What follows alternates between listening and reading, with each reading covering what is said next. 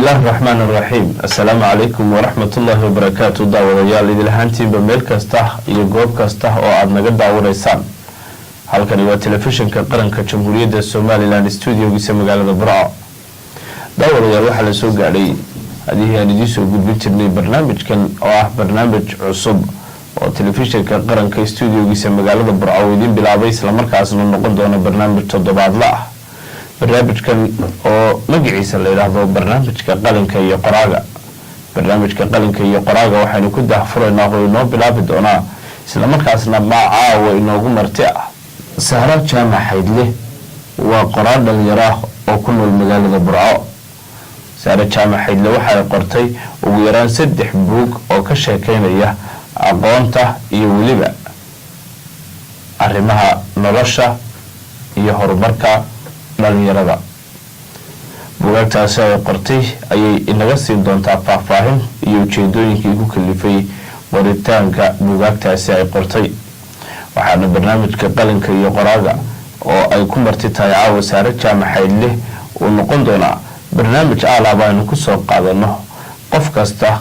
oo qoray buugaag isla markaasna u soo bandhigay bulshadiisa buugaagta uu qoray buugaagtaasina ay noqdaan qaar manfac leh oo laga manaafacadsado ama laga faa'iido marka ugu horeyn waxaan ku soo dhaweynayaa barnaamijka Sahra Jaamac Xaydle oo caawa inoo martiya Sahra ku soo dhawo barnaamijka aan ku dhawo aad mahadsantahay aad iyo aad ayaanu kaaga mahadcelinaa Sahra waqtiga aadna siisay aad ka qiimaha badan leh waan ku faraxsanaynaa barnaamijka caawa adiga aan ku daafurno barnaamijka qalinka iyo qoraaga oo ah barnaamij cusub oo telefishinka qaranka ka baahi doona toddobaad kasta hadii Ilaahay ka dhigo barnaamijkeena qalinka iyo qoraaga oo runtii caawa adigu daafurayso marka ugu horeysa waxaan jecelahay inaad bal marka ugu horeysa ku bilowdo warbixin kooban oo ku saabsan Sahra Jaamac Xaydle waa tuma ama taariikh kooban oo ku saabsan qofka aan garanaynin Sahra Jaamac Xaydle waxyaabaha ay ka shaqeyso waxbarashadeedii halka ay ku soo barbaartay ama nolosheeda inta ugu badnayd bal warbixin kooban naga sii aad baa mahadsantihiin waan ku faraxsanahay caawa in aad halkan igu soo marti qaadeen waxa kale oo ku sii faraxsanahay in anigu ahay qofka barnaamijka lagu daafurayo taariikhda haddaan si kooban uga sheekeeyo waxaan ka mid ahay ardayda jaamacadda Burco sanadkan dhameysay dugsiga sare waxaan kusoo qaatay dalka Yemen laakiin sanadkan ayaan jaamacadda Burco dhameeyay kulliyadda ICT-da waxaan muddo 4 sano ku dhex jiray waxbarashada oo aan ahaa macallin ilaa haddana aan ahay soo kale qoraalka ayaan ku dhex jiray isagana muddo 3 sano oo buugaag kala duwan aan qoray ilaa 3 buug jira buugaag gaaraysa waxaan ahay qof aad u xiiseeya qoraalka aad u xiiseeya horumarka bulshada iyo sidii fikrado cusub loogu soo kordhin lahaa bulshada way bal markaas haddii aan halka taariikhda aynaan ka bixin aan dib ugu yeeran noqono bal waxaad warbixin kooban naga saa waxyaabihii aad yaraantaadii ku hami jirtay ama waxyaabaha aad leedahay iminka waad gaadhay ama aad leedahay waad gaaraysaa oo wadadeedii wad haysaa yaraantaydii waxaan ku hami jiray in aan noqdo qof bulshadiisa wax u tara markii aan dugsiga sare ku jiray ayaa aan qoraalka bilaabay in aan wax qoro oo wax badan akhriyo isku day inaan qoraan noqdo hamigaygu ugu horeeyay kaas oo ahaa hamigaygaas imika bar kamid waan gaaray laakiin tan waa barbilowgii in badan baa harsan in aan wax badan aan bulshada soo gaarsiiyo oo xataa bulshada afka Soomaaliga qura ma aha in bulshada caalamka oo dhan soo gaarsiiyo qoraalo kala duwan oo qof kala duwan ku qoran ayaan doonayaa insha Allah Sahra bal noo sharax miisaanka ay leedahay wax la qoro iyo wixii kugu dhaliyay inaad adigu wax qorto oo aad buugaagta soo saarto aniga waxay ugu dhaliyay inaan wax qoro markii markaan buugaag kale oo muhiim ah qof kale ku qoran akhriyay waxaan dareemay inay meesha ka maqan tahay in buugaagta Soomaaliga ahaa ee nolosha ka hadlaysay ee bulshada xiriirka la lahayd saas awgeed ayaa waxaan aan ku fakaray in anigu noqdo qofka bulshada u keena ama u horseeda buugaagtan qiimaha badan miisaan culus bay leedahay in wax la qoraa runtii waxa weeyaan waa shaqo muhiim ah umad baad wax gaarsiinaysaa ereyga aad qoraysaa dunida oo dhan buu saameyn ku yeelan karaa marka waa shaqo qofka looga baahan yahay inuu u dhabar adeego cidda wax qortaana runtii waa cid karti leh waxaa qortay buugaag badan oo ay ka mid yihiin buuggan horyaalleedka oo la yiraahdo tayada aqoonta buugaag kale oo imika aan halkan oolin oo layidhahdo haldareen iyo bedel naftaada inta aan ogahay buugaagta aad qortay miyay wax kala jiraan buugaagaad qortay way saddexdaasi aad buugaad qortay ma jirtaa cid hore wax uga qortay mawduucyada saddexdaasi buugaad kaga hadlayso ama aad og tahay ama aad maqashay ama markii aad buugaagta qortay kugu soo baxay saddexda buug mawduucyada ay ka hadlayaan midna hore af Soomaali wax loogama qorin buugan koowaad tii aqoonta hadaan soo qaadano waxa uu ka hadlayaa waxbarashada maraaxisha ay martay waxbarashada Soomaaliland ilaa iyo waqti hore oo xilligii Ingiriiska gumaysanayay ilaa iyo xilligan waxa uu ka hadlayaa barbaarinta ubadka ilmaha yarsa loola dhaqmaayo ilaa iyo intuu ka gaadhay qaangaad waxa uu ka hadlayaa qofka waxbarashadiisa sidoo horumar uga gaari lahaa tusaalahan soo jaamacadda u dooran lahaa kulliyadda ku habboon ama qaabku u ogaan lahaa kulliyadda uu jecel yahay ma qaybtan qayb ay hore Soomaalidu uga hadashay labada buug ee dambe hal silsilad oo la ruux raac ay iyagu buugga koowaad iyo buugga labaad kala yihiin silsiladaas waa silsilad ka hadlaysa cilmu nafsi qofku sidii naftiisa u horumarin lahaa marka labada buug waa ugu horeeya iyada buug kala fara badan oo ka soo socda silsiladaasi waa silsilad aad u qofka ugu qoto dheer uga hadlaysa marka waa silsilad buugaaga silsilad suugaaneed benerka jirnay silsilad buugaaga oo ruux raac leh jiraan silsilad suugaaneed ku hada jeer waxay leedahay dad baa soo gala fikirka ay wado ka duulaya oo wax ku soo biiriya dabeetana suugaantu silsiladaasay ku noqotaa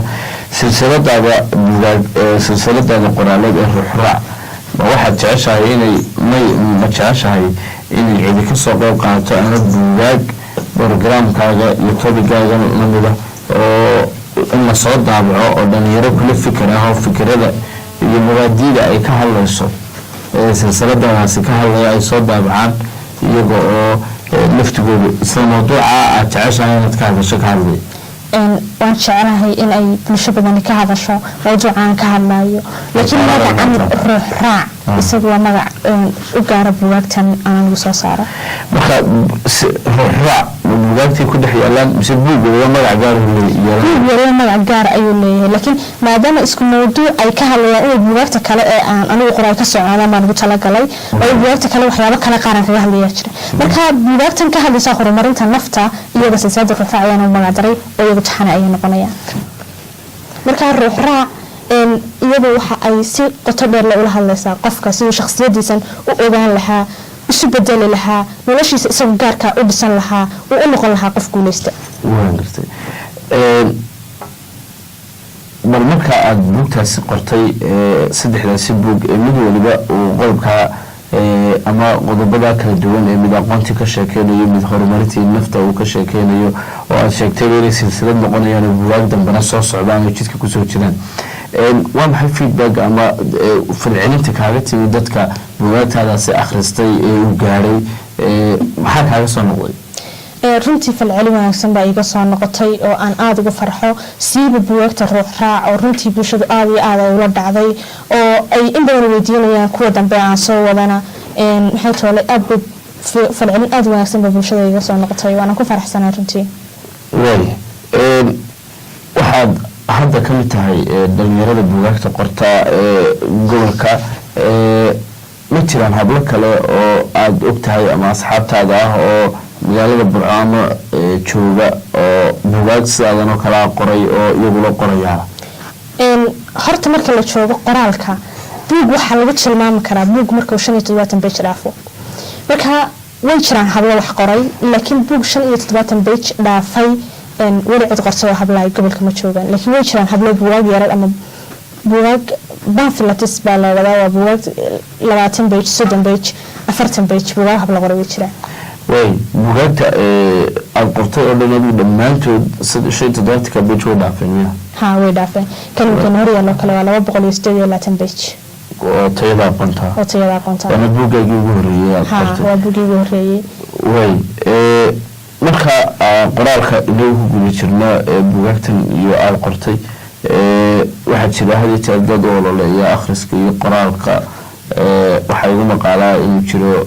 naadi halkaraan oo akhriska iyo qoraalka ka shaqeeya gacanta leeg baliga siiyay ama ay ka siiyeen shakhsiyaadka iyo ururadaasi u dhaqdhaqaaqa qalinka iyo buugan waxa aan qoray qayb kamida intii aan dalkayga joogay saan hore soo sheegay dalkayga ma dugsiga sare kusoo qaatay qaybtii kale halkan aan ku dhammaystiray buuggan marka uu soo baxay ayaa naadiga halkaraan kusoo biiray naadiga halkaraan baa buuggan soo bandhigay intii dambena ila shaqeynayay wax fara badan baa naadiga halkaraan ay runtii ii tareen dadka bulshada wax bartoo dhanna ay u taraan oo waxa weeyaan gacanta soo caawisa qoraayada da'da yar leh ee u baahan heelka way inteena ka bixin qodobka halkaraan aad soo qaaday ee aad ku biirtay dhadhan noocee ah ayuu kuu sameynayay ku biiritaankaagii naadiga halkaraan aad ku biirtay soo saaristaadii buugaagta iyo akhriska badan ee aad samaysay oo aan u malaynayo inuu kalifayba inaad buugaagta qorto runtii qiimo weyn bay ii sameynaysay sababtoo ah waxaan helay dad ila fikira qofkana waxa ugu weyn ugu muhiimsan waa inuu ila fikira helaa waxaan helay bulsho ila fikira oo si wax ila arkaysa waa la dhiirigeliyey hore aan u socdo ayaa runtii ay dhalinyaradaas ugu guubaabinayeen marka micno weyn bay runtii ii samaysay noloshaydana meel qaali ayay kaga taalaa way miyaan la odhan karin oo aanay dadka ku filnayn ama dadkan akhriska iyo qoraalka miyaanay ku filnayn qoraal ahaan iyo akhrisba miyaanay ugu filnayn inta iskuullada lagu dhigto waayo qofku 12 sannadood in iskuul soo dhigto dhowr sannadood kale uu jaamacad dhigto inta uu iskuulka iyo jaamacadda ku jiro wuxuu baa la akhriyaa wuxuu baa la qoray meel loo karin akhris iyo qoraal intaas aaba kaga filan dadka oo akhriska iyo qoraalka kale aad wadaan ama ay dhalinyaradu had iyo jeer isku hawlan waa mid kale oo saayidaho ka badbadina runtii qofka waxa uu dhigto ee galaaska ku dhigto uun akhristaa waxa uu yaqaanaa intaasuu dhigtay laakiin qofka wax dheeraada akhristaa waxa uu yaqaanaa wax aad fara badan laba qof isku midana maaha saas awgeed maskaxda bani aadamku waxay u baahan tahay qof wax badan inuu akhriyo si wax badan u ogaado iskuuladana waxa lagu dhigtaa ama jaamacadaha subject baa lagu dhigtaa maado ayuun baa laga hadlaa laakiin nolosha lagama hadlo qofku waxa u baahan yahay inuu nolosha uu wax ka fahmo uu qiimaha horumarka naftiisa uu qofku barto oo wax badan oo buugaaga u akhriyo way dad baa jira iyagoo aan akhriskan iyo qoraalkan badankooda aan aaminsanaynba oo laga yaabo inay kula aqoon yihiin iskuulkaada uga dhigataan heer jaamacadeeda gaadheen dhalinyarada inay kamid yihiin haddana ma aaminsanaa akhriska iyo qoraalka in la xoojiyo oo la dardargeliyo oo wax la qoro oo magaranaysa marka dadkaasi sidee baad uga dhaadhicin kartaan in wax la qoro ama faa'iidooyin ay leedahay in wax la qoro iyo in wax la akhriyo qofku markuu caynkaas oo kale yahay ama uu ka aaminsan fikir khaldan qoraalka inta aan qoraal la gaarin waxaa muhiim in la baro akhriska marka anagu haddaanu halkaraan nahay in bulshada wax qorso aanu nahay ka hor intaanaan akhriska qofka qoraalka la gaarin akhriska ayaanu ku dhiirigelinaa marka uu qofku akhriska barto kadib ayuu u gudbi karaa qoraalka marka ahmiyadda koowaad akhriska ayaa noole marka maxaa ka mid ah sababaha ugu dhiirigelisaan qofku inuu wax akhriyo waxaan ugu dhiirigelinaa maktabad baan u samaynay buugaagta ayaan usoo bandhignaa qiimahooda ayaanu uga sheekaynaa waanu isugu yeernaa sometimes oo maktabadda ayaanu kusoo marti qaadnaa dabeetana waxaanu tusnaa inay buugaagtan buugaag muhiima yihiin oo inay ugu baahan yihiin inay akhriyaan ma jiraan cid buugaagta aad qortay ee aada soo saartay waqti badan iyo dhaqaalaba laga yaabo inuu kaa galay cid kugu taageertay talo iyo tusaalaba kugu siisay oo kugu gacan qabatay oo jeclayd inaad buugaagtan soo saarto oo buugaag kalena ay soo saarto oo aada qoraal noqoto ma jiraan sahla ها ويجران bahda qoraalku say u dhan yihiin way ugu dhiirigeliyeen ha ahaadaan reer halkaraan ha ahaadaan qoraayada Somaliland aad bay ugu dhiirigeliyeen runtii wax badan baa iyagana sabab u ahaa baan oran karaa inaan hore sii socdo waayo markan kii hore soo saaray hadaan la dhiirigelin kuwa dambe kuma dhaqaaqay markan kii hore soo saaray ee la dhiirigeliyay ee lagu wax fiican baad qabatay hore soco ayaan hore socday halkeebaad isleedahay ka gaadh ama halkeebaad isleedahay kula gaadho qoraalkan iyo buugaagtan aad qorayso iyo buugaagta aad soo saaraysa ilaa heerkeeda doonaysa inaad ka gaadho waxaan doonayaa bulshada caalamka oo dhan in aan gaarsiiyo qoraalkayga in aan waxa ay tabanayaan aan isku dayo sidii aan u gaarsiin lahaa afaf kala duwan aan ugu gaarsiin lahaa waxa ay tabayaan ee baahidooda ay aqoon ay tahay aan u gaarsiin lahaa fikirada wanaagsan ee nolosha lagu maareeyo aan u gaarsiin lahaa runtii way sara barnaamijkeeni qalinka iyo qoraaga ayaynu bartanka kaga jirnaa waxaad ka sheekaysay in ay jireen dad kugu dhiirigeliyey oo kugu soo gacan qabtay inaad maaragtay buugaag qorto oo aada iyo aada kugu dhiirigeliyey qoraalkaagana hadaf dheer baad ka leedahay ma jiraan iyagu dad dhinaca negative-ka ah oo ku niyadjabiyey oo jeclayn inaad qoraalka sii wado ama siyaabo kala duwan u adeegsada buugaagtaada oo ku yidhaahdo buugaan aad qortay macno badan ma sameynayo topic aad ka hadashay topic la qaato maaha ama topic macno badan xambaarsan ma aha oo aad u aragto inay jecel yihiin inaanad buugaagtan iyo waxanba qorin oo ay ku haystaanba qof aan waxaan loo diran ka shaqeynayo ma jiraan dadkaas horta shaqo kastoo la qabanayo dad dhinaca wax ka eega waa la arkaa dad si personalia waxyaabahan ka hadlay u dhaliilay maan arag laakiin bulsho badan oo qoraalka kasoo horjeeda ayaa jirta qaar badan oo loo yaqaan inaan khiyaali ka shaqeyno inaan cidlo ku daalayno ayaa jira qaar badan oo la yaaba inaan af soomaali wax ku qorayno koonada soomaali maxaa lagu falaamada akhrisano iyagoo xataa aqoon leh ayaa jira oo afkoodii iyaguna aan ku kalsoonayn marka waxyaabahaas oo dhan way jiraan laakiin anagu kuwa wanaagsan ayaanu qaadanaa fikirkooda kuwaasna dankama gallo soomaaliga inta badan buugaagtaada ku qortay bugaag dambena wax laga yaabaa inay soo baxaan sidaad sheegtay oo qoraalkaagu uu socdo oo ilaa caalamka gaadho luuqado kalaad ku qoraysaa bugaagtaada mise soomaaligaasaad dabada haynaysaa ilaa iyo inta aad wax qorayso ilaa weliga maya soomaaliga horta waa muhiim waa luuqadaydii bulshada ayaa ugu baahi badan inaan wax gaarsiiyo laakiin waxaa kaloon u baahanahay soomaalida laftigooda in aan caalamka tuso oo aan luuqado kale ku qoro anoo dhaqankooda ka sheekeynaya anoo cidda ay soomaalidu tahay ka sheekeynaya iyadoo dunida fikiro xunxun laga aaminsan yahay ama dadaan dhaqan lahayn laga aaminsan yahay in aan dunida kale baro iyaduna waxa weeyaan mid ka mid ah hamigayga ma sidaad leemka dadka qoraalkii way soo fahmayaan oo way soo jeclaanayaan qalinkii iyo qoraalkii sidee bay iminka dadku u arkaan qalinkii iyo qoraalka markaad ku qiimeyso aqoonta aad leedahay iyo maadaama aad qoraalkii ku dhex jirto iyo wax qoristii bulshadana aad ku dhex jirto mas leedahay marka faraq baa u dhexeeya markii aanay jirin qorayaasha idinkoo kale ahay dhawaan ahayd iyo maanta oo aad qorayaal badan oo dhalinyaraha jiraan oo weliba dumarna ay ku jiraan oo adigu aad kamid tahay maslada marka dadkii baa soo fahmaya qalinkii qoraalka way soo fahmayaan bulshadu runtii sidii waagii aan soo saaray buugga ugu horeysay oo kale ma aha maanta markaa iminka buugga saddexaad aanoo maraya bulsho badan baa soo fahantay iyagoo markii qaar la yaabanaa xataa saaxiibadii ay jireen laakiin maanta aaminay in wax la qori karo iyo inay muhiim ay tahay in wax la qoraa marka bulshadu runtii way soo fahmaysaa annaga ayaana noolooga baahanya inaan fahansiino waana waajibka aan u taaganahay markasta way si haddaan kula yara kafto maalinta qalinka u qaadatay ama waqtigaaga ay ka soo go'day inaad qorto buug soo saarto oo aad saa isu dul saartay qalinkii iyo waraaqdii habeen bay ahayd ma subax bay ahayd ma casar bay ahayd waqti noocee bay ahayd oo ma xasuusan kartaa labadii duhurnimo ayay ahayd labadii duhurnimo marka qoraal intee leeg baad qortay labadii duhurnimo marka go-aankaasi kugu dhashay ma bage baad qortay ma line baad qortay ma dhowr bage waxaan qoray 3 bage ayaan qoray oo aan kaga hadlayay markaas arday qaabka uu macalinkiisa ula dhaqmaayo wixii ugu horeysay halkan ka bilaabay waxa ahayd in arday aan arkay runtii aan macallimiintooda ixtiraamin marka ardaygu qaabka uu macalinka u ixtiraamay ama mudnaanta uu macalin ku leeyahay wax ardayga looga baahan yahay ayaa ugu horeeyay waxaan qoro 3 bage baan qoray maalintaasi waxay ahayd labadii duhurnimo ayay ahayd 3 bage aad qortay buugaaga tayada aqoonta ku jira buugayga tayada aqoonta ku jira marka macallimiinta aad sheegaysa aan ixtiraamaynin ardaydu waxa weeyaan arday Soomaaliyeed oo Yemen joogtay oo macallimiin Yemen ay wax dhigaysan may waxay ahayn kuwii halkan kaga tagay halkan markii aan joogay waxaan ogaa dhaqamada ardaydu iyo soo dhaqmaan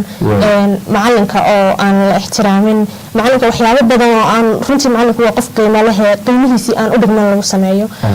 markii aan xagga tagay Yemen aan tagay waxaan arkay ardaydaas oo macallimiintooda jecel macalinka oo aabaha oo kale ka ah xaggaas dabeetana waxa igu kalifay waxaan isweydiiyay sababta ardaydeena sidan ka dhigay kuwana sidaa ka dhigay maxaa kala duway ardaydeena waxay garan waayeen xaqii uu macalin ku lahaa way hadaba xaqii uu macalin ku lahaa inaan ardayda u sheego ayay ahayd wixii ugu horeeyay kalifayna wax qoro waa sax buugaagtan aad u bixisay silsilada ruux raac waxaad ku bilowday hal dareen iyo bedel naftaada bal warbixin kooban laga sii bedel naftaada qodobo ugu muhiimsan oo aslada dhalinyarta way anfacayaan inta aan buuggaagu gaadhin gacanta u soo gelin dhowr 3 qodob bal u sheeg silsiladan ruux raac waxa aan kaga bilaabay buugga hal dareen waxa uu ka hadlay qofku soo naftiisa u baran lahaa shakhsiyadiisa u baran lahaa dabeecadiisa u baran lahaa marka uu qofku shakhsiyadiisa u barto waxa markaasi loo baahan yahay in uu bedelo naftiisa wixii xumaa wixii wanaagsan oo wanaagsan laakiin wixii ku qaldana ee uu ka soo baxay natiijo buugii haldareen inuu bedelo marka buuggan wuxuu ka hadlayaa qofku si naftiisa u wanaajin lahaa ee u horumarin lahaa ee isagu isbedelka uu doonayo adduunka ka dhaco noqon lahaa waxa ku jira 65 hab oo loo kobciyo maskaxda ama si positive loogu bedelo maskaxda waxa ku jira qofku sidoo uu u noqon lahaa qof haldoora ama qof dadka ka soocan oo muhiim u noqon lahaa waxa ku jira qofku sidoo hadal yaqaan noqon lahaa way hadal qof markuu hadal yaqaano waxa weeyaan qof awood kamid awoodaha uu dadka aftahanimada awoodaha dadka lagu xiriiro kamida marka si qofku awooda uu u yeelan lahaa waxyaabo fara badan oo qofku naftiisa ku bedelayo ayaa kamid ah buugan dadka qaar baa aaminsan aftahanimadu inay dhalan tahay qofku uu ku dhashay aanu hadduu wax kasta adeegsado aanu aftahan iska dhigi karin iyo tab kasta adeegsado adiga ma waxa kugu yaala buuga tabo aftahan lagu noqonayo tabo khaas ay kuma yaalaan laakiin qofku si guud ahaan waxyaabaha looga baahan yahay marka uu dadka soo hortaago ma wuxuu gaarsiinayo ayaa ku yaala aftahanimadu waa run way jirtaa mid loo dhashaa laakiin mid la kobcin karana way jirtaa oo xirfad way jirtaa aniga oo kale xilliga aan iskuulka dhiganayay waan ka baqi jiray inaan samuradaysa soo taago maantana meel kastaan ka hadli karaa ciddii kasta aad joogto waan kobciyey ayaan odhan karaa marka inay bisaasoo kale dadka u kobciyaan ayaan ku dhiirigelinaya una tilmaamaya maadaama aad tiri public speaking-ka xoog baan oo qaanaa stage-ka haddaan kula kaftamo stage-kii aad ka hadashay ugu tirada badnaa intee leeg waa ka qiyaasi kartaa inaad la hadashay stage-kii ugu tirada badnaa haddii aan soo qaato 500 qof ayay ahaayeen qofku haddii uu qof la hadli karo uu 10 la hadli karo uu 100 la hadli karo kuna uu la hadli karaa milyan uu la hadli karaa muhiimadu waxa weeyaan tirada inta doontaba ha ahaatee qofku awood uu isku soo hortaagayo dadka ee uu wax ugu jeedinayo isagoo isku kalsoon qoraalka inta ugu badan waxaa jira waqti baad gelisay inay buugaagtani soo baxaan oo waqti badan baa kaaga baxay waqti intee leeg baa kaaga baxay bal marka ugu horeysa buugaagtan aad qortay buugaagta inka buuggan haddaan soo qaato tayada aqoonteena hor yaala muddo 3 sano baan isaga qorayay waxa uu hawl badan baa buugan runtiga la soo kulantay sababtoo ah wax yara ciday caawinaysay baa yaray aqoontan qoraalka u lahaaba yara sababtoo ah buugga aan ku bilaabay laakiin buugta dambe muddo sanad gudaheeda baan labada buugba ku qoray marka 4 sanadood isku noqonayaan way waqti badan baa waxaad gelisay inaad buugaagtaas qorto 4 sanadood هذا يشان dadku markaad ka hadlaysay tayada aqoonta markaad ka hadlaysay sida loo bedelo nafta dad baa laga wada jira inay xiiseeyaan arrimaha bulshada kale looga sheekeeyo sheekooyinka waliba qisooyinka jacaylka dad baa xoog leh maadaama aad qoraatahay marna ma kaaga ma gelisay ama ma isku dayday inaad waqti siiso inaad buug qorto arrimaha bulshada gaarka u taabanaya waliba dhalinyarada aadka u sii xiiseynayaan laga yaabo in qoraalka ku horumari karo haddii ay dhalinyaradu kula jaan qaadsanaato oo buugaagtaada ay xoog akhristaan arrimaha jacaylka ay ka mid yihiin arrimahaasi ilaa hadda maanan isku dayin inaan qoro kumaanan fakarin sababtoo ana markasta waxaan isku dayayaa waxaan hore looga hadalnaan ka hadlo qalabkaana hore looga hadlay wax badan baa waliba laga hadlay marka anigu waxaan doonayaa meelo cusub in aan dadka aan aqoon uga keeno oo ay bulshada ka soo gaarsiiyo aqoon cusub aan hore aan u gaarin sida silsiladan ruuxraac oo kale qofka shakhsiyadiisu runtii muhiim bay tahay inuu ogaado iyo inuu bedelo inuu horumariyo inuu awoodda shakhsiyadiisa uu dhiso buugaagta kale silsilada ruuxraac ku jira goorma laga yaabaa inay soo baxaan insha allah dhawaan buu soo bixi doonaa buuggii saddexaad waxaad samaysay marka jaamacadda ayaad sheegtay inaad ka qalin jebisay buuggada tayada aqoonta waxaad ku sheegtay inay ku qoran yihiin qofku inuu doorto facultyga ama kulliyadda uu qaadanayo ama uu ku fiican yahay adigoo ku dabaqaya fikirka aad halkaa ku qortay ayaad kulliyadu dooratay jaamacadda mise jaamacadda kulliyadii aad doonaysay unbaad iska qortay ayaad iska gashay runtii qaybtaa intaanan qorin ayaan jaamacadda galay laakiin kulliyadii aan xiiseynayay baan galay qodobka ugu muhiimsan ee qaybtaas ku hadlaysana qofku waxa uu doonayo inuu isagu galo isagoo aan hebel baa galay saaxiibkii baa galay danaynayn isagoo aan aabahay baa jecel danaynaynin inuu isagu go-aankiisa uu ku dhaqaaqo iyo qaababka uu ogaan lahaa waxa uu jecel yahay iyadana taas waxa weeye waa tijaabo weeyaan ama experiment weeyaan marka laga hadlayo qofku waxa uu jecel yahay iyo waxa uu ku wanaagsan yahay dadka qaar waxay sheegeen inay kala wada duwan tahay tusaale haddaan ku siiyo marka adigoo jecel inaad caafimaadka gasho ayaa waxaa laga yaabaa talentkaaga ama qofka hibada ilaahay ku siiyey inaanay kuu saamaxaynin inaad tahay qof caafimaad ama qof dhiyaar samaysan oo aad ku wanaagsan tahay technicalka ama engineerinka oo professionaliska ah inaad ku wanaagsan tahay marka qofku wuxuu ku dabaqaya sida buuggaaga oo buuggaaga ay ku taala inuu wuxuu jecel yahay isagu galo oo doorbidayo mise waxa hibada isaga ku jirta inuu baaro oo wuxuu hibo u leeyahay hiwaayad ayuu ku dabaqaya waxa ugu muhiimsan qofku inuu ka fakaro qaabka uu ugu shaqayn lahaa hadhow kulliyadda tusaale ahaan hadduu qofku doonayo inuu engineering galo waa inuu marka hore ogaadaa inuu isagu leeyahay awooddii uu engineering ku noqon lahaa inuu horta soo baaro suuqa engineeringka oo uu dabeetana uu isku dayo inuu xataa la shaqeeyo dadka engineeringka waayo wixii wax hadhow qabanayo jaamacadan iyo buuggan uu dhiganayo uu ka tegaya practical wixii uu qabanaya marka qofku inuu ogaadaa inuu wixii practical uu qaban karo taas ayaa muhiim ah marka waxa muhiim in qofkii galo markuu jaamacadda geliyo kulliyadu shaqo ku helayo si uu waano bilaa shaqo ku helaya maaha laakiin waa inuu shaqadii qaban karaa kulliyad kasta dabcan shaqo ku helaya laakiin waa inuu shaqadii qaban karaa weeyaan muhiimadu way adigu kulliyada jaamacadda ka dhamaysan mid ka qalinjibisay waa kulliyada IT-ga ICT ha way rajinta leeg mid ka qabtaa ICT-ga si inaad ku shaqayn kartaa ma aad laga baahdo qof dumar oo ICT ka qalinjibisay in loo yeero oo computerada iyo technology-ga wax ka qabato software-radooda iyo hardware-kooda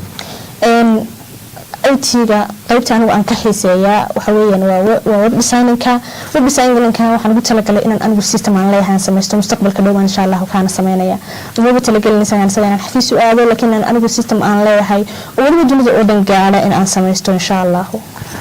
marka ma jiraan hablo kula mid ah adigoo kala ah systemkaaga ICT ka qalijabiyay oo qaabka u fakarayso kugula fikira oo mise waxa weerarta imka ilaa iyo imka inaad kaliya tahay cid fikradaasi qaadatay dhinaca hablaha hablo waxoogaa way jiraan ma badna habla IT-ga dhigtay laakiin inta badan dadkan waxay ku fakaraan inay qof shaqeeyaan ama xafiis shaqo u aadaan ay ku fakaraan CV bay diyaarsadaan laakiin inay system ayagu leeyihiin ay samaystaan inta badan kama fakaraan way maadaama ka qortay mawduuca ugu muhiimsan ugu ballaaran wax oo aqoonta ah buugina tayada aqoonta bal iyada laftigeedu markaad qiimeyso adigoo qof dhalinyaro oo gabadh ah oo jaamacado kuwa wadanka ah iyo iskuulo wadanka dibadiisa haba soo dhigtay bal markaad qiimeyn ku samayso waxbarashadii iminka tayadeeda iyo arrimaha aqoonta dhalinyarada heer intee leeg bay marayaan ama fursado intee leeg ayay kaga duwan tahay aqoontii hore waqtiyadii hore aqoonta runtii way fudaatay imika marka si la eegana bulshada aqoonta way wada gaadhay heerka aqoontuna wuu sareeyaa laakiin tayada aqoonta waa halkaa buugga aan kaga hadlayaba maxay moodaa inay weli ay ka yara jilicsan tahay in aqoontii ay bilaa dhadhan tahay ama bilaa iidaan tahay baynu odhan karnaa waxyaabo fara badan baad ka dareemaysaa dadka aqoonta lahaa oo aanay kaba muuqan aqoontii oo aanay dadkii aad moodaysa inay aqoontuba uun tahay class ay fadhiisanayaan laakiin aanay qof ahaan uga muuqanayn oo aanay ku dhaqmayn qofkii ama ku dabaqayn naftiisii way tayada aqoonta maxay la liidataa wad malaynaysaa ama u sababa inay yara hooseyso weli oo gaabkaasi jiro waxay horta ka liidataa oo ugu faraha badan leh waxa weeyaan dhanka macallimiinta wax dhigaysa iyaga laftigooda runtii waxay bixiyaan 10 qura laakiin loo baahna macallinka inuu 10 qura bixiyo inuu 10kii iyo behaviorkii oo wada socda uu bixiyo inuu ardaygii talo iyo tusaaleyn siiyo inuu ardaygii nolosha wax ka baro in ardaygii loo nasteexay waalid kastoo kale iskuulin buu u jiraa ardaygii laakiin lama idhaahdo maxaad soo dhigatay iyo halkay wax kula marayaan iyo xaaladiisa lama hubiyo buuggan sida uu ka hadlayo waalidka waajibaad fara badan baa waxbarashada ardayga ka saaran macalinkana waajibaad fara badan baa ka saaran marka macalinka iyo waalidka labadu markay waajibaadkooda kasoo baxaan buu ardayga hagaagaya sababtoo ardayga lama canaanan karo ama lama oran karo aqoontiisa waxbaa ka siiya isaga oo aan macalinkii iyo waalidkii aan waajibkoodii gudanin marka halkaa bay ka jilicsan tahay baan anigu aaminsanahay qoraanimada maxaa kuu dheer sahra qoraanimada waxaa ii dheer shaqadaydaas IT-ga iyo macalinimo ayaa ii dheer ma jiraan waxay ugu maqaalaa inaad tahay hal abuur laftigaada ma jiraan ereyo hal abuurnimo ama suugaanta way jiraan way jiraan suugaanta sideed markaa isku tihiid ma afarley waad tirisaa ma gobolka fuulkaa taqaanaa ma suugaanta qaabkee maansooyinka iyo gabayada soo kale gabayga tayada aqoonta isagana gabaygii ugu horreeya buugga baan ugu magac daraya ayaa jira buugga ku jira waxaan markaa ugu dambeyntii inagoo barnaamijka gabagabadiisii ku jirna ku weydiin lahaa maxaad kula talin lahayd dhalinyarada reer Somaliland gaar ahaan kuwa reer Togdheer ee barnaamijkan daawanaya barnaamijkaaga aqoonta waxaan kula talin lahaa inay wax badan akhriyaan wax akhrisku waa muhiim markay wax badan akhriyaan ay wax badan ogaanayaan markaas ay wax qori karaan markaas ay awoodahooda soo bandhigi karaan marka inay wax badan akhriyaan ayaa talada ugu weynaan u gudbanaya dhalinyarada Somaliland ay tahay ilaa imka guusha ugu weyn ee aad jeceshahay inaad gaadho waa maxay guusha ugu weyn ee aan jecelahay in aan gaadho waxa weeyaan in aan dhammaan himilooyinkayga ka mara dhaliyo himilooyinkaas oo ay ka mid tahay in aan noqdo qoraa heer caalami ah ma jiraan qorayaal aad higsato ama aad ku dayato oo role model ku ah oo aad isleedahay qofkaasoo kale ama qoraagaasoo kale gaadh oo heerkiisa ay istaag maalinta ka mida wuu jiraa allaha u naxariistay Ibraahim Alfaqi oo aan buugtiisa aad u akhriyo ayaan ku daydaa inaan halka uu gaaro ayaan jecelahay insha Allah masha Allah daawadayaal gabagabadii barnaamijka ayaynu soo gaarnay intaasina waxaynu ku soo gabagabaynaynaa daawadayaal barnaamijkeennii qalinka iyo qoraaga barnaamijka caawa aynu ku daahfurnay istuudiyowga telefishinka qaranka ee magaalada Burco waxayna ugu marti ahayd Sahra Ayaan Jaamac Xaydle oo ka mid ah dhalinyarta aqoonyahanka ah ee magaalada Burco isla markaasna ka mid ah dhalinyarada qorayaasha ah ee qortay ilaa dhowr buug oo ka mid ah buugaagta tis qaaday ee yaalla maktabadaha magaalada Burco tan intaan ku kulmi doono barnaamij la mid ah toddobaadka dambe waqtiyadan oo kale daawadayaal waa Mustafa Teacher iyo Sahra Jaamac Xaydle oo idinku dhaafaya awiis wanaagsan iyo is arag dambe oo xiiso leh dhinaca sawir qaadista iyo farsamada waxaa inoo joogay Cabdirasaaq Faarax Cabdilaahi iyo Ugaas Mijabir intaaynu ku kulmi doono barnaamijkan oo kale waxaan ku dhaafaynaa assalaamu calaykum wa rahmatullaahi wa barakaatuh